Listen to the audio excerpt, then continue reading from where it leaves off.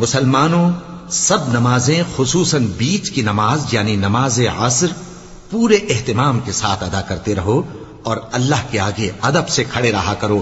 پھر اگر تم خوف کی حالت میں ہو تو پیادے یا سوار جس حال میں ہو نماز پڑھ لو. پھر جب امن و اطمینان ہو جائے تو جس طریق سے اللہ نے تم کو سکھایا ہے جو تم پہلے نہیں جانتے تھے اللہ کو یاد کرو. اور جو لوگ تم میں سے مر جائیں اور عورتیں چھوڑ جائیں وہ اپنی عورتوں کے حق میں وصیت کر جائیں کہ ان کو 1 سال تک خرچ دیا جائے اور گھر سے نہ نکالی جائیں. ہاں اگر وہ خود گھر سے چلی جائیں اور اپنے حق میں پسندیدہ کام یعنی نکاح کر لیں تو تم پر کچھ گناہ نہیں. اور اللہ زبردست ہے، حکمت والا ہے. اور مطلقہ عورتوں کو بھی دستور کے مطابق نان و نفقہ دینا چاہیے. پرہیزگاروں پر یہ بھی حق ہے.